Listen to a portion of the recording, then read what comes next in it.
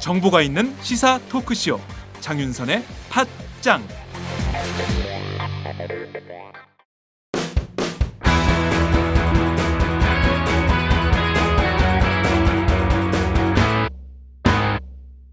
색깔 있는 인터뷰.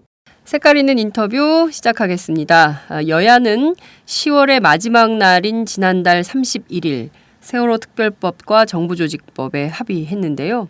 세월호 가족대책위는 어제 오후 총회를 열고 합의안에 미흡한 점이 있지만 통과시킬 수밖에 없는 현실을 수용하겠다고 밝혔습니다. 세월호 특별법 제정을 온 국민들이 나서서 촉구를 한 것은 이 사건의 진실규명 때문인데요. 실제 이 법으로 얼마나 진상규명이 가능한 것인지, 또 정부가 사활을 건 정부조직법의 핵심은 무엇인지 새정치민주연합 서영교 원내대변인을 통해서 자세한 말씀 들어보도록 하겠습니다. 의원님 어서 오세요. 예, 안녕하세요. 서영교입니다. 네, 오늘 가을에 어울리는 비주얼을 하고 오셨어요. 스카프. 아, 그런가요? 목도리예요, 스카프예요? 추워서요. 그동안 너무 국정감사, 대정부 질문, 협상, 어제는 일요일이라 야유회 떠나는 분들 다 만나고 또다시 국회 가서 언론 작업하고 네.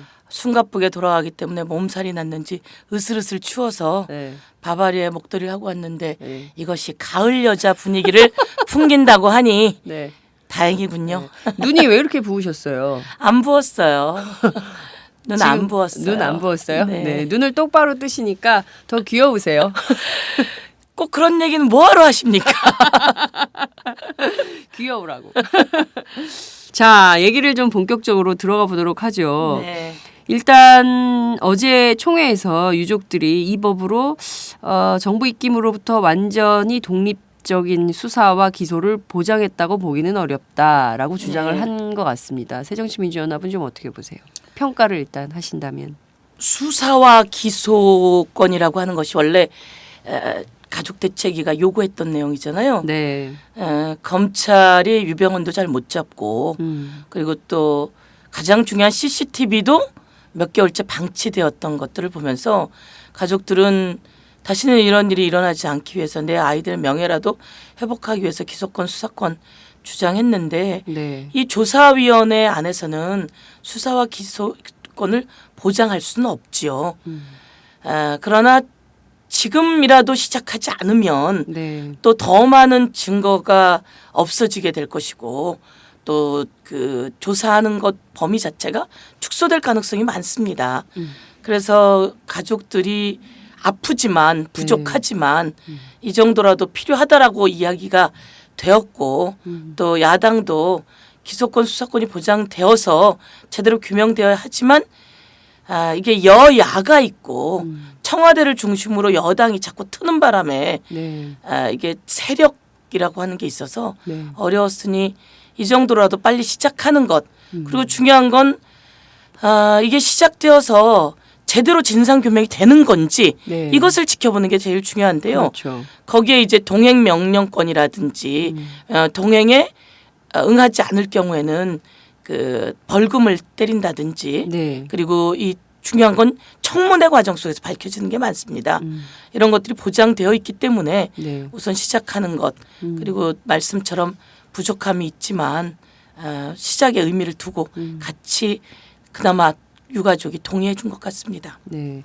그 앞서 말씀하신 대로 조사 거부하면 이 동행명령권을 발동을 해서 과태료 3천만 원 부과하도록 했는데 이게 뭐 위헌 논란도 있고 막 그러다가 1,000만 원으로 낮아졌어요. 그래서 네네. 결과적으로 협조하지 않는 사람들에 대한 처벌에 한계가 생긴 거 아니냐. 그런데 네. 오늘 아침에 그 새누리당 김재원 수석부 대표가 라디오 방송에 출연을 해서 이거 야당이 요구했다. 우리는 뭐 그렇게까지 할 생각이 아니었는데 1,000만 원으로 낮추자고 야당이 요구해서 관철된 거다라고 주장을 하던데 사실인가요?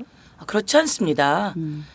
그 처음에 야당은 강력하게 동행명령권이 제일 중요하거든요. 네. 자료 내놓으라고 하는데 자료 안 내놓는 그렇죠. 것이 문제이고 네. 데리고 와서 수사할 수 있어야 되고 이렇기 때문에 그것을 야당이 주장했다는 건 말도 안 되는 거고요.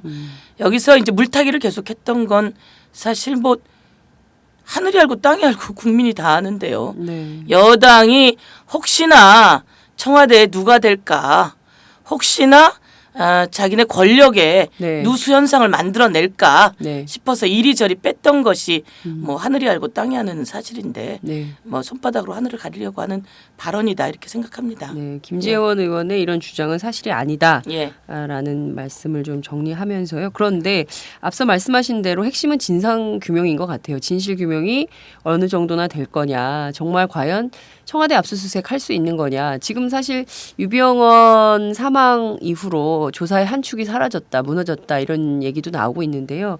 제일 중요한 건 사고 당시 청와대가 어떤 그 초동 대처에 소홀한 것은 없었는지, 박근혜 대통령은 어떤 지시를 내렸는지가 핵심인데 국회 안행위에서 요거를 자료 요구를 하셨죠. 안행위에도 했고요. 네. 그다음에 청와대에도 했고요. 네. 그리고 감사원에도 했고요. 네. 근데 다 제대로 자료가 오질 않았죠. 여태까지 청와대에서는 자료가 오지 않았고요. 아예요? 예, 저희가 운영위 감사를 하면서 청와대에서 대통령께 서면 보고를 했다면 사실 대면 보고를 해야죠. 그렇죠. 서면 보고도 웃기는 거고요. 그럼 서면 보고를 하면 팩스 하나 띡 넣는 것이 아니라 이걸 들고 비서가 대통령에게 보여드리고 네. 그럼 대통령이 지시하고 이렇게 되는 거기 때문에 네. 누가 가지고 갔는지 그리고 비서실장이 그걸 모를 리가 없죠. 네. 비서실 통해서 그게 들어오면 비서가 비서실장에게 보고라인 통해서 보고하고 네. 대통령께 보고 드리겠다라고 네. 하는 건데 당시에 김기춘 비서실장은 어디 있는지 모른다. 그리고 어떻게 했는지 모른다. 이렇게 네. 얘기했던 거 아닙니까? 맞아요. 예. 예, 그래서 이 서면이 있으면 서면 자료라도 내놔라.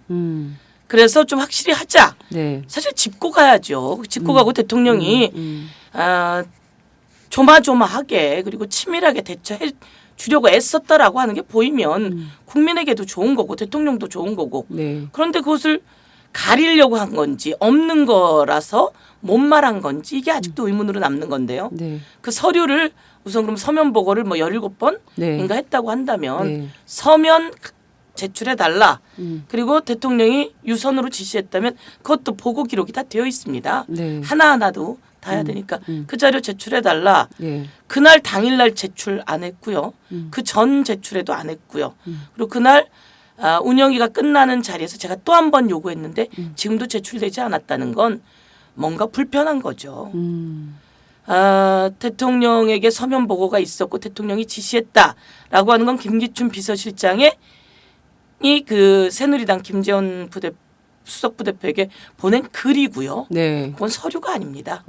그건 그 청와대가 갖고 있는 자료가 아닙니다. 네. 자료는 제출할 수 없다고 네. 이야기를 하죠. 그러니까 이제 때마침 감사원 감사에다가 네.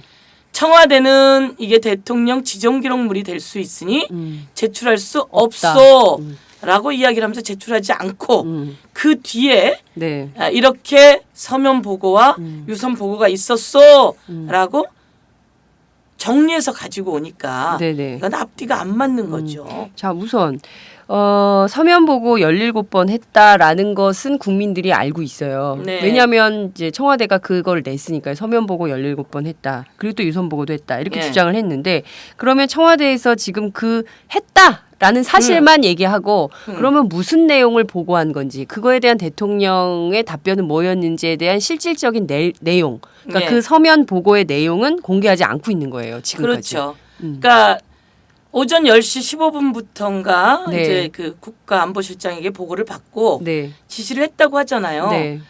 그러면 대통령이 그때 모두 다 한 명도 남기지 말고 구출해라. 라고. 안보실장으로 뭐 한 거예요. 한 명도 구출 못 한 거죠. 네. 10시 30분에 또 보고를 했다고 해요. 대통령이 샅샅이 뒤져라 라고 했는데 뒤질 상황은 안 된 거죠. 10시 15분경이면 벌써 108도 정도 기울었어요. 네. 그러면 안에서는 나올 수가 없어요. 미끄러워서 기울어진 상태라서. 예. 10시 30분이면요. 완전 전복입니다. 그렇죠. 완전 전복됐는데 대통령에게 무슨 보고를 한 거며 대통령은 상황을 몰라도 그렇지 예. 보고가 그러니까 제대로 안 됐으니 대통령은 구출해라. 안에 들어가서 하나라도 놓치지 말아라고 이야기하는 거 아니에요. 네. 전복이 된 그 시간에 그렇죠. 그러니까 보고도 잘못됐고 대통령 지시가 있었다고 이야기하지만 그것도 잘못됐고 네. 그럼 그 뒤에는 또 보고를 했다고 하는데 보고한 자료는 안 내놓고. 안 내놓고 있고 그러면 중요한 건 뭐 대통령의 7시간도 있지만 가면 갈수록 더 의혹의 꼬리를 무는 것은 네. 청와대는 제대로 보고를 들었는지 그리고 청와대는 제대로 된 내용을 가지고 있었는지 벌써 네. 11시 24분에 네. 전원구조는 오보였다는 게 판명이 언론에 났죠. 나왔습니다. 그런데 또 불구하고 청와대가 아무것도 못하고 있었다면 이건 뭐 청와대가 놀고 있었던 건지 아니면 뭐 그 보고를 받는 그 라인만 네. 그냥 왔다 갔다 한 건지 제가 청와대에 있었잖아요. 네. 전직 청와대 춘추관장님. 예, 전직 청와대 춘추관장이기 때문에 대통령이 움직이실 때는 항상 옆에 있습니다. 왜냐하면 언론과 연결을 해야 되기 때문에 네. 지하 벙커에도 들어갔죠. 네. 지하 벙커에서 수시로 모여가지고 새벽이고 뭐가 없습니다. 해서 과거에 김선일 네. 납치 사건이 있었어요. 외국에서. 있었죠. 예. 대통령이 거기에서 지시를 내리는 겁니다. 지금 당신이 파견되시오. 외교부 장관이 빨리 가시오. 가서 이것까지 협상을 하고 오시오.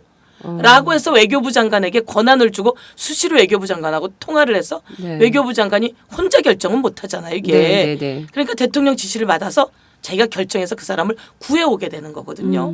그럼 마찬가지로 청와대에서는 이 지시를 내릴 때 네. 지금 당장 해경은 너무 약합니다. 그럼 군대가 들어가시오. 대통령이 명을 내리면 그걸 해군 참모총장 누구든 다 움직일 수 있거든요. 네. 근데 그 얘기가 전달이 안 되니 대통령은 명을 내리지 않고 해경 특공대를 급파하라니요. 해경에 특공대라는 게 없다는 거 아닙니까? 네. 해경에 몇 명 있지도 않아요. 사람들이. 네. 그런 상황을 아무것도 모르는 네. 이런 상황에서 국가안보실장이라고 하면 자격이 없는 거죠. 그 지금 말씀하신 얘기를 듣다 보니까 의혹이 계속 예, 증폭이 의혹이 계속 증폭이 됩니다. 되고 예. 있는데요. 우선 그 대통령에게 서면 보고를 한다면 그 예. 서면 보고할 때 예. 서면 대통령에게 보고를 할 때 팩스로 넣나요? 아니면 누가 가서 드리나요? 전직 청와대 춘추관장으로서 말씀을 해주세요. 대통령에게 서면 보고라고 하는데요. 네. 노무현 대통령 때는 서면보다 컴퓨터로 보고를 합니다. 네. 이 온라인 시스템에서 보고. 온라인 보고가 들어가면 그 온라인을 뽑아서 가지고 대통령이 온라인으로 앉아서 계속 보실 수가 있고요. 네. 또 필요한 걸 뽑아가지고 다시 직접 드릴 수가 있죠. 누군가가 들어가죠. 당연하죠. 그 거기 누군가는 그 옆에는 누구? 네. 비서실 정무비서관, 네. 그러니까 그 담당하는 의전비서관, 정무비서관이 네. 바로 대통령 집무실 옆에 방이 있어요. 대통령 집무실 있으면 옆에 방이 네. 있고요. 거기서 수시로 뽑아 갖다 드리거나 지시 말씀을 듣거나. 네. 그럼 그 비서실에서 진행돼 나가는 내용은 네. 이지원 시스템을 통해서 비서실장에게 계속 전달이 되어야 되는 거죠. 네. 그리고 이렇게 중요한 시간에는 네. 비서실장이 옆에 와서 있어야죠. 그럼 안 계셨다는 결론에 이를 수도 있는 걸까요? 언론이나 네. 대한민국 사람들이 그렇게 생각을 하게 된다면 네. 그걸 똑바로 봐야지 되는 거예요. 음. 그러니까 그렇게 생각할 수밖에 없는 거죠. 예를 들면 이런 겁니다. 청와대 비서실장께서는 이렇게 얘기를 하죠. 계신 곳이 이야기되거나 네. 아니 계신 곳을 이야기하라는 게 아니라 서면 불입 보고를 받았는지 무엇을 지시했는지를 이야기하라 그랬는데 그런 걸 모른다고 했던 거 아니에요. 네. 그다음에 계신 곳이 알려지면 안 된다. 위험하기 때문에. 네. 청와대는요. 계신 곳이 본관밖에 없어요. 사생활 얘기도 나왔죠. 그리고. 관저라고 하는 곳이 있고요. 그러면 네. 대통령이 비서동에 가 있겠어요? 춘추관동에 가 있겠어요? 경호동에 가 있겠어요? 당연히. 청와대에는 동이 3개가 있어요. 네. 하나가 비서실동, 비서동, 네. 또 하나가 경호동, 네. 그리고 또 하나가 춘추관. 네. 이렇게 3개의 관과 본관이 있는 거예요. 네. 그럼 다른 데는 대통령이 가실 곳이 없고 네. 본관에 계시겠죠. 네. 그리고 대통령이 집무한 때 외에는 당신의 관저에 있단 말이에요. 네. 그럼 어디에 있다는 게 위험하다가 아니라 대통령은 거기에 계시고 거기는 뚫리지 말아야 되는 보완이 되어 있어야 되는 곳이죠. 예. 대통령이 청와대에서 어디에서 보고받았다라는 것 때문에 뚫리고 위험하다면 네. 그건 말이 안 되는 거죠. 혹시 대통령께서 친히 예. 비서동을 방문하셔서 비서들을 만나고 있었을 가능성도 있지 않나요? 비서동에는요. 네. 그렇게 친히 예. 오랫동안 앉아 계시거나 이럴 여유 있는 공간이 없습니다. 아, 없고 거기는 네. 이제 좀 그나마 비서동이 하나 있다면 큰 회의 공간이에요. 네. 수석이나 보좌관들이 네. 네. 같이 회의를 하거나 비서관들이 모여서 회의하는 공간인데 네. 뜬금없이 거기 가서 보고를 받으실 리는 없지요. 네. 그래서 계시다고 하면 관저, 본관인데 관저에서는 한번 그날 떠나면 네. 본관 자체가 관저처럼 쉴 공간도 있고 다 있기 때문에 네. 트레이너도 있다잖아요.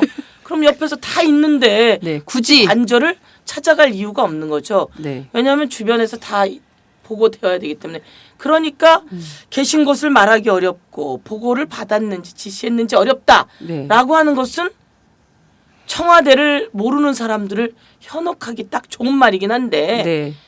아시잖아요. 청와대 구조 어떻게 되어 있는지 치기만 해도 나오고. 네.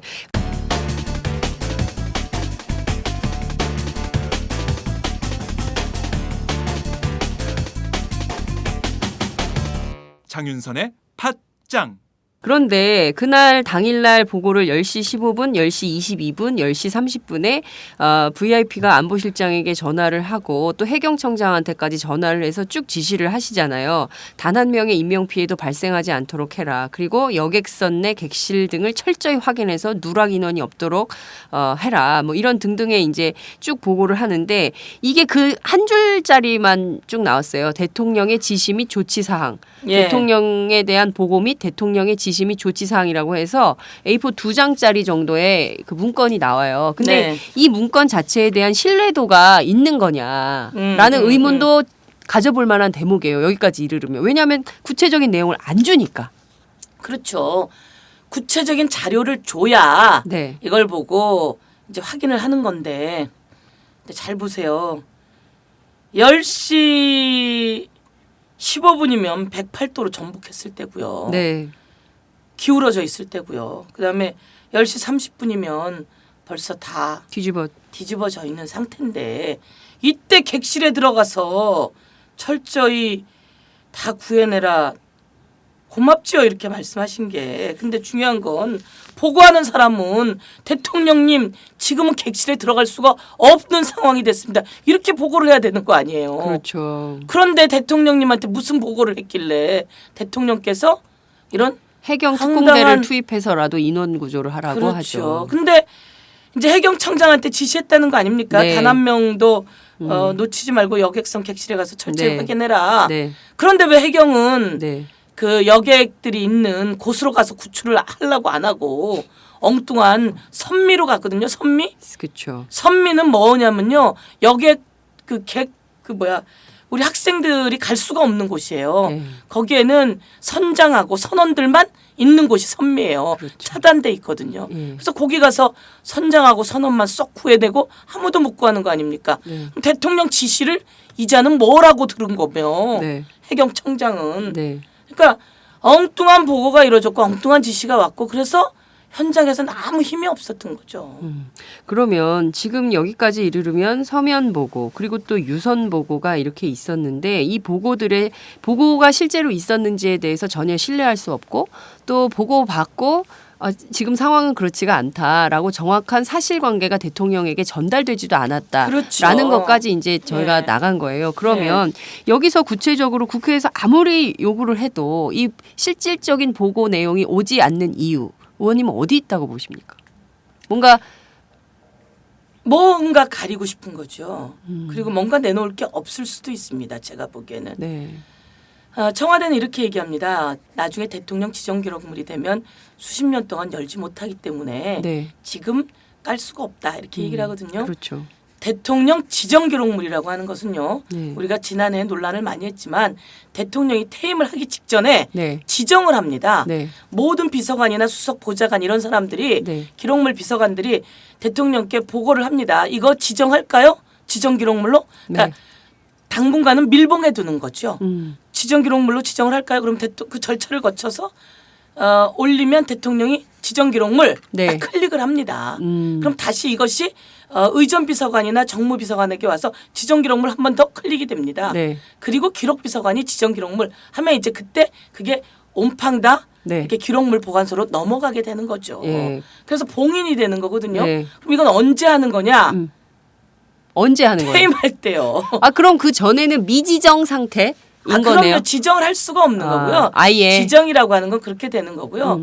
대통령이 진행해 나가는 과정 속에서 공개돼야 될 부분들은 다 공개돼야 되고 감사원이 감사를 하러 가잖아요. 네. 그럼 최소 비서실장이 네. 감사원 관계자들과 이야기를 하고 어떻게 감사하십시오. 네. 청와대는 감사 대상이에요. 청와대 비서실은. 그렇죠. 근데 이제 감사원이 감사하러 갔더니 3급인지 몇 급 행정관이 자료 못 제출한다. 이렇게 해갖고 뭐 그러세요. 그리고 다시 돌아왔다는 거 아닙니까? 그렇죠. 이래서 청와대가 지금 너무 기고만장한 거 아니냐.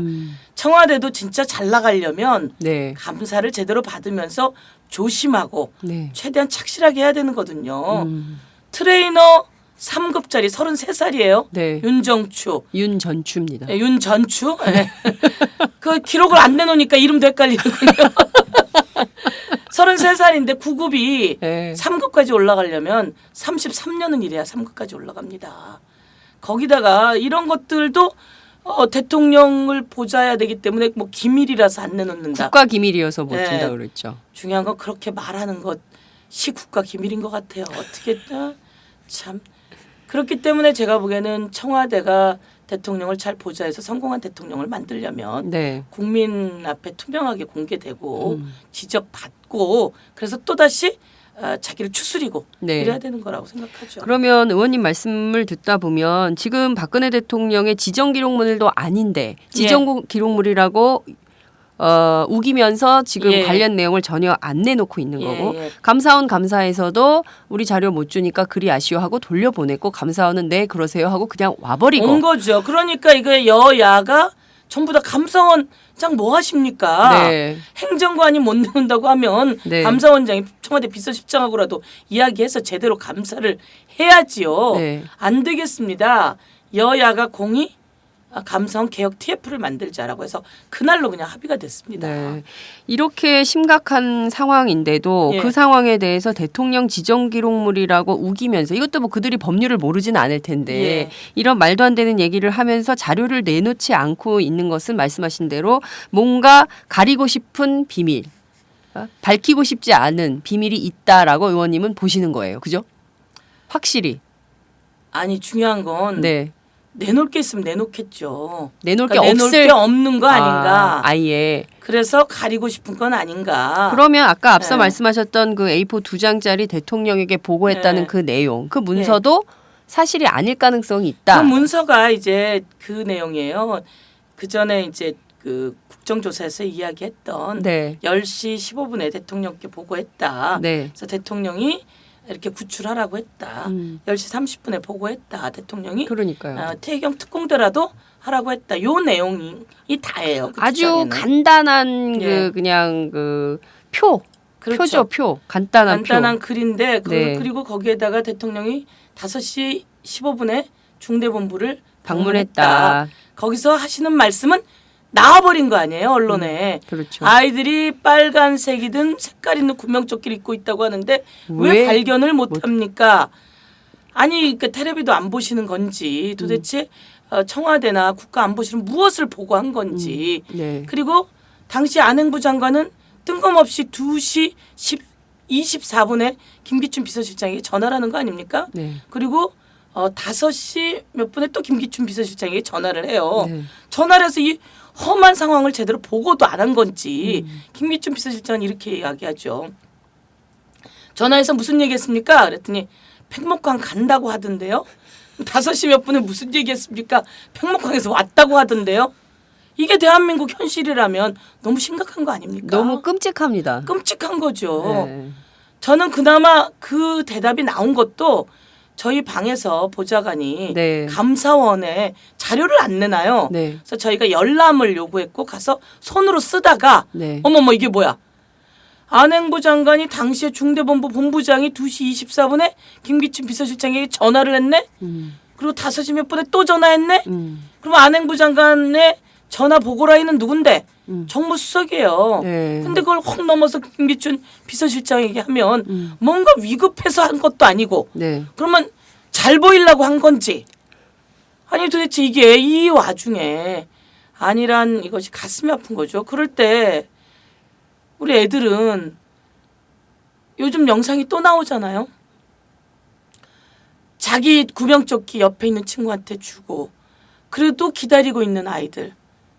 이 아이들을 그냥 수장했다라고 하는 것이 정말 우리 스스로가 용서받지 못할 일이 된 거죠. 네. 그 29일 날 박근혜 대통령이 시정연설을 하러 국회에 오셨어요. 네. 이날 김기춘 비서실장 만나셨다면서요, 의원님. 예, 그렇죠. 김기춘 비서실장이 무슨 말씀을 하시던가요? 시정연설을 한 게 운영이 국감 다음인가요? 그렇죠. 그렇죠. 제가 운영이 국감에서 28일 운영이 국감이고 29일이 시정연설이었어요. 그래서 이제 세게 질의를 했잖아요. 네. 아니 그러면 이렇게 서면 보고 다 했다는데 어디 있는지 몰랐다 그래가지고 이 혼란을 가져온 거냐. 이렇게 이제 질의를 했고 그리고 이 서면 보고를 했으면 서면 달라. 네. 이렇게 했더니 이제 김기춘 비서실장이 지나가면서 네. 서영교 의원 무섭더라고 얘기를 하더라고요. 그 무섭다라는 게 진짜 무섭다라는 겁니까? 아니면 뭐 어떤 뜻이었어요? 그것까지 저에게 물으시면 정말 장 기자는 너무 하시는 거 아닙니까? 그리고 자꾸 저한테만 묻지 말고 직접 한번 불러서 물어보세요. 안 오세요. 그분이. 그분도 한번 불러보세요. 네. 게스트로. 그분이 전화만 하시고 안 오셔가지고 예.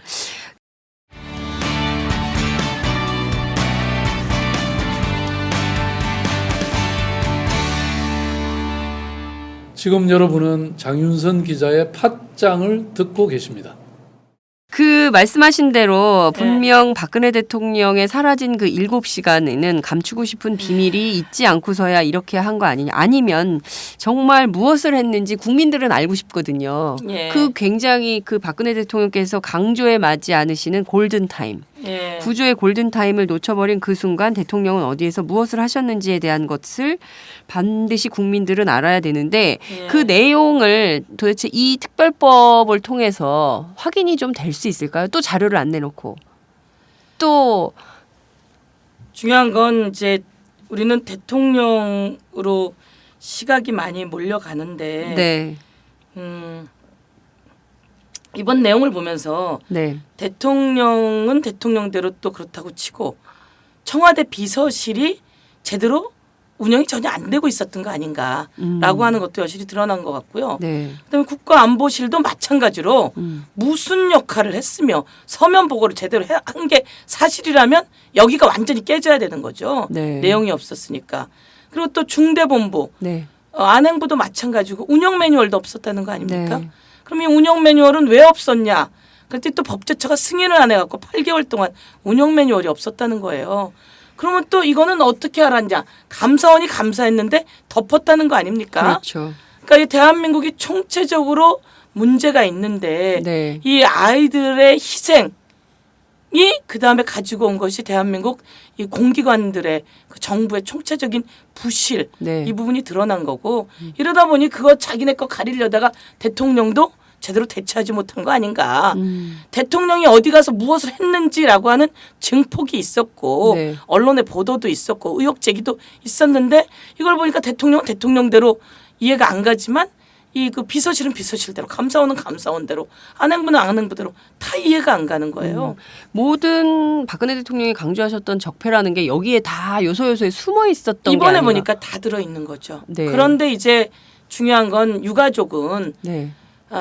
이 아픔, 이 진상규명 사실은 뭐가 제일 유가족은 크냐면요. 네. 대통령이 도와주길 유가족은 초기에 바랬던 거죠. 그렇죠. 바랬던 거고 보니까 이렇게 해서 이 어마어마한 배가 급변침으로 그냥 가라앉을 수가 없다. 그럼 여기에는 모든 것들이 뭐가 미스터리가 들어있는 거 아닌가. 네.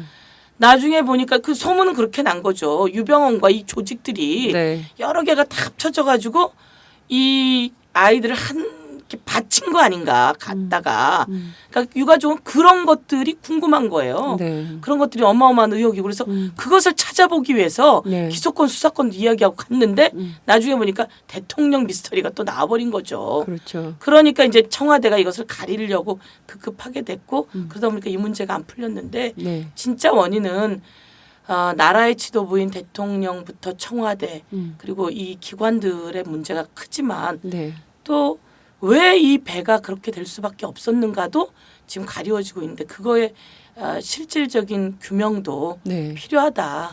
저는 그렇게 생각합니다. 예. 말씀하신 대로 세월호 참사에 대한 본질에 접근을 하기 위한 네.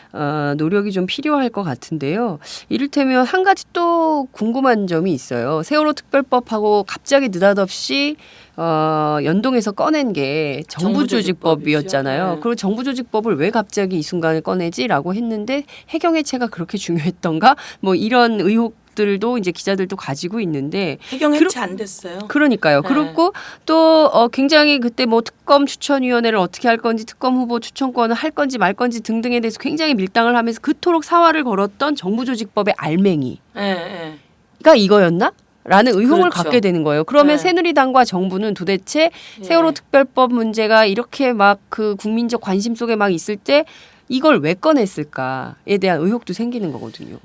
국민적 관심과 그다음에 이제 세월호 특별법이 말씀처럼 기소권 수사권 네. 이야기하다 특검 네. 특검이 가서 다 한번 뒤집어 봐 네. 이런 게 고조돼 있을 때 아니에요? 그렇죠. 그런데 이 화살은 사람들은 그럼 특검이 할 수 있을까 이러고 있는데 그때 해경이 책임을 져라. 네. 해경 해체를 딱 대통령이 그렇지. 국무회의 통해서 던져버린다고요. 네. 그러니까 시선이 해경 해체로 가버리는 거죠. 그러니까 이 특검의 이야기도 그렇고 네. 이슈가 저쪽으로 물을 탔어요. 아, 그런 와중에 이제 그 새누리당은 이게 문제인 거예요. 제왕적 대통령이라고 하는 게 이런 게 문제인데 대통령이 던지면 여당은 그것을 받아서 그냥 앞뒤 안 보고 추진해야 되는 거. 그러다 여당도 망가지고 청와대도 힘들어지는 건데요. 대통령이 해경 해체해. 그리고 정부조직법 빨리 이걸로 해경 해체로 해서 가지고 가. 네. 그리고 청와대가 자꾸 뭐 컨트롤 타워라고 하는데 네. 이 컨트롤 타워는 저기 안행부였고 네. 그럼 안행부가 약하다 그러면 총리실 정도로 그 국민안전처로 넣어. 네. 이렇게 내려온 거예요. 그럼 빨리 이 시선을 모아서 가야 되잖아요. 그 정부조직법에 이제 이 여당이 목숨을 걸게 된 거죠. 그래서 정부조직법은 우리가 보기에는 아니 뜬금없이 왜 소방방재청까지 또 없애는 거야. 그러니까요. 그리고 해경이 그때 마침 중국 어선하고 그냥 어마어마하게 싸움이 벌어진 거잖아요. 그래서 네. 해경이 해상에서 경찰권이 있어야 되는데 경찰 그렇죠. 권한이 네. 하라고 하니까 앞뒤가 안 맞기 시작한 거예요. 그래서 악의가 안 맞아요. 그렇죠. 무슨 악의가 안 모든 맞죠. 일에. 그래서 예. 여당 내부에서도 해경 해체는 안 되는데 이게 슬금슬금 다 나온 거예요. 예. 그러다 보니까 이 사람들이 하나도 못 움직여라고 가지고 오면서 세월호하고 어떻게든 이제 좀 바꿔보려고 네. 저쪽이 이야기를 했는데 우리 쪽에서 얘기를 한 거죠. 아니 안 맞잖아. 네. 해상에서는 경찰권 정도는 줘야 되잖아. 그러니까 그러네. 네. 이렇게 된 거고 그럼 소방청은 왜 왜 없애? 해체를 하는가. 국가직화해달라고 이 난리가 났는데. 네. 그러니까 그러네. 그래서 할 수 없이 이제 내용이 1급. 네. 원래 소방방재청장과 해경청장을 1급으로 내린 거였죠. 네. 본부장 정도로. 이것을 차관급 총감으로 올리게 다시, 됩니다. 예. 양쪽을. 총감으로 올리고 그 밑에 차장급이었던 네. 사람으로 그 정감. 네. 정감을 하나씩 두게 되는 거죠. 예. 그리고 오히려 그들이 싹 없애려고 했던 그 자체에서 소방방재청에는 국가직화를 하기 위해서는 이 소방본부 관련한 네. 그 예산들을 그 추계할 수 있게끔 그것이 필요하다라고 하는 내용까지 넣게 되고요. 네. 해경은 해경이라고 하는 이름이 마음에 안 들었던 거예요. 해경이라는 이름이 해양 경찰을 없애고 싶었던 거예요. 그래서 해경에게 모든 책임을 가게 하려고 했던 거죠. 네. 근데 이제 해양 경찰의 능력은 있어야 되잖아요. 그래서 해경 관계자들은 해경이라고 하는 이름을 살려주십시오. 예. 그래서 이제 저희가 이야기를 해서 해양 경비 안전본부로 바뀐 거죠. 해양 경비. 그래서 해경이라고 하는 이름은 있고 경찰이 아니라 해상에서는 이제는 경비. 그러니까 해양 경비를 담당한다. 이렇게 되는데 그 해상에서는 경찰권이 주어져요. 그러니까 그 앞으로는 경비인데 이분들한테 경찰권은 있는 경비. 해상에서만, 해상에서만. 바다에서만. 네. 그러니까 이제 섬이나 이런 육지로 가면 섬 주변은 이제 바다 주변이니까 경비. 네. 그리고 근데 이제 중요한 건 해경도 네. 바뀌어야 됩니다. 아니 물론 바뀌어야 예. 되긴 한데 이름이 그렇게 중요했었구나. 그렇죠. 아, 그 저는 그렇게 깊은 뜻이 있는지 몰랐어요. 이름이. 그래서 실질적으로는 그 바꾼 것처럼 세월호하고 이렇게 이야기한 것처럼 되지만 안에 있는 내용은 네. 다 확보가 되었다. 실질적으로 그러면 왜 그러면 네. 여당이 그렇게 거기에 목숨을 걸었을까? 라고 했을 때 청와대의 명이었고 그리고 그것을 그 명대로 네. 해 나갔어야 됐고 그런데 자기네도 보니까 내용은 또 아닌 것 같고 네. 그래서 내용이 절충이 된 거죠. 그러면 결과적으로 청와대가 오다를 내리니까 네. 일단 청와대의 뜻에 따라서 빨리 정부조직법 개편을 해야 되겠다라고 네. 마음을 먹고 일종의 기동대처럼 그렇게 그렇죠. 새누리당은 네. 활동을 한 거예요. 그렇지만 내용상으로 자기들도 따져보니까 그렇죠. 상당히 문제가 있어서 그것을 절충하는 방식으로 갔는데 네. 그렇다면 청와대는 왜 그러면 이 정부조직법을 그렇게 하라고 했을까요? 국무회의 통해서 예. 결정 났는데 대통령이 얘기하는데 빨리빨리 움직여야죠. 그러니까 지금 그것이 문제인 거죠. 내 말이 곧 법이다. 그렇게 되는 거죠. 저에게 자꾸 뭘 얘기하라고 강요하지 말고요. 네. 보고 판단하세요. 그러니까 공무원 연금 개혁안도 공무원들이 도와줘야 됩니다. 이렇게 얘기를 하잖아요. 네. 대통령이. 그러니까 새누리당이 그냥 쫙 줄 서듯이 촥촥촥촥 군대식으로 해가지고 발의를 딱 해버리는데 정작 까보니까 청와대가 내놓은 공무원 연금 개혁 안 하고 네. 새누리당이 내놓은 공무원 연금 개혁 안 하고 틀린 거예요. 연도도 틀리고. 네. 그다음에 정작 까보니까 정부가 이 예산을 추계할 겨를이 없었던 거예요. 공무원들은 공무원연금관리공단 홈페이지에도 뭐 예산이 부족하다든지 이런 얘기가 없습니다. 네. 예산이 어떻게 부족하고 무엇이 힘들어서 그러면 어떻게 해서 도와주면 좋겠는지를 우리에게 얘기를 해야 되는 거 아닙니까? 이런데 네. 이제 눈이 빨리 다른 데로 가는 거죠. 서민 증세 안 된다라고 하니까 사실은 서민 증세 부담 주고 이 주민세, 담배세, 그다음에 자동차세 네. 먹힐 줄 알았는데 안 먹히거든요. 네. 그러니까 이것을 그러면 이 눈을 빨리 공무원연금 개혁으로 돌리는데 공무원연금 개혁안은 올해 예산에 반영되는 게 아니에요. 그러면은 이쪽으로 가 있으니까 주민세랑 뭐 이런 데는 얼렁뚱땅 뚝 넘어갈 수 있는 거고요. 네. 법인세를 인하해 줬단 말이에요. 네. 법인세를 제자료로만 돌리면 예를 들면 주민세, 자동차세. 담배세, 자동차세 다 걷어들여야 5조 정도 되거든요. 근데 법인세 네. 다시 제자리로만 돌리면 그 훨씬 더 넘는 거거든요. 네. 근데 그 눈을 돌리려고 하는 거죠. 그러면 이제 마찬가지로 공무원연금 개혁안도 그렇게 확 돌리듯이 네. 대통령의 명은 빨리 따라야지만 됩니다. 여당은. 그리고 이런 거 보셨잖아요. 개헌 얘기 한번 했다가 아유 얼마나 그냥 수모를 당합니까 당대표가. 그러니까 네.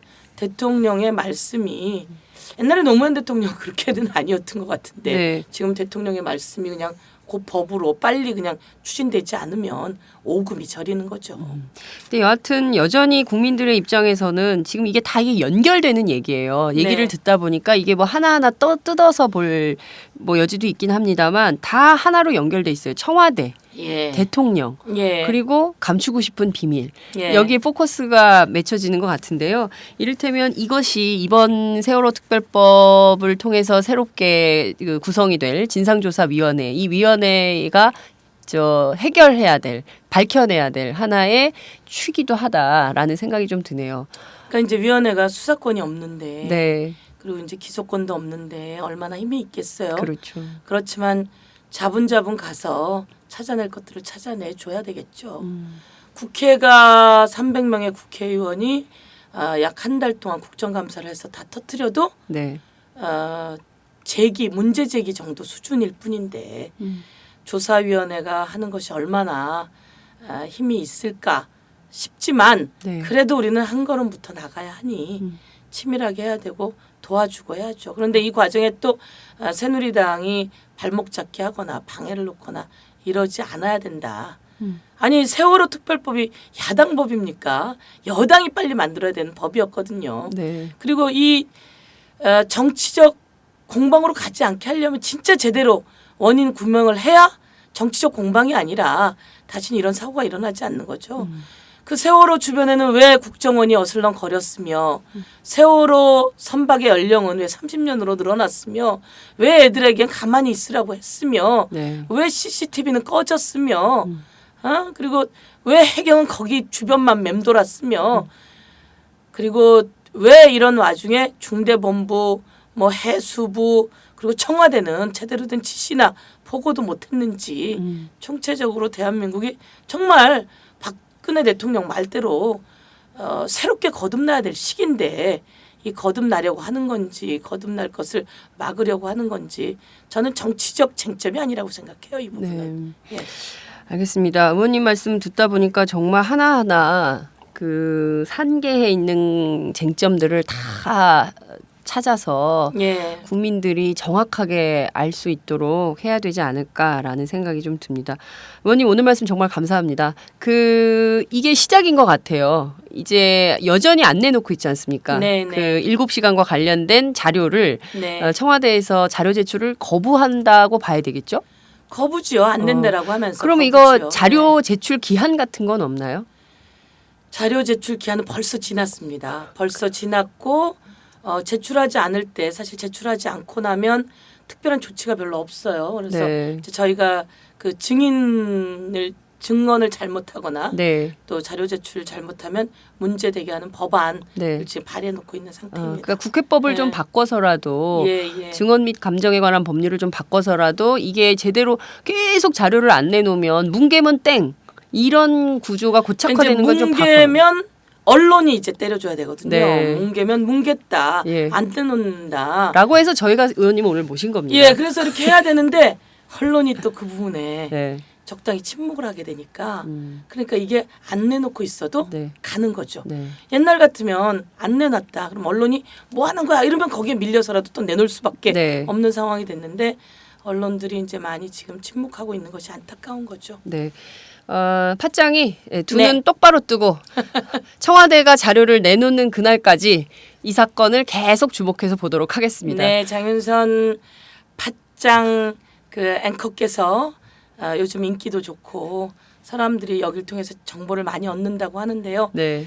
잘해주시고 정의가 진짜 바로 설 수 있으면 좋겠는데 국회의원도 애쓴다고 애쓰는데 쉽지 않은 것은 정부, 국회, 언론, 국민 다 같이 이렇게 힘이 모아질 때인 것 같아요. 네. 화이팅! 네.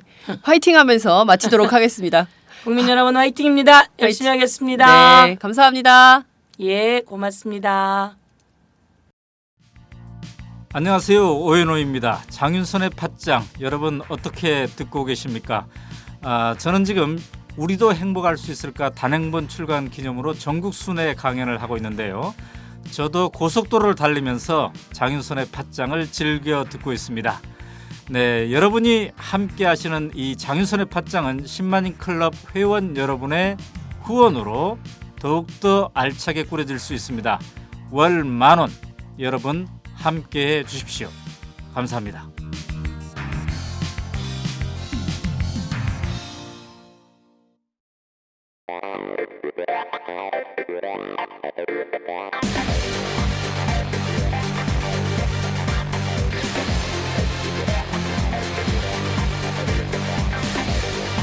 정보가 있는 시사 토크쇼 장윤선의 팟짱.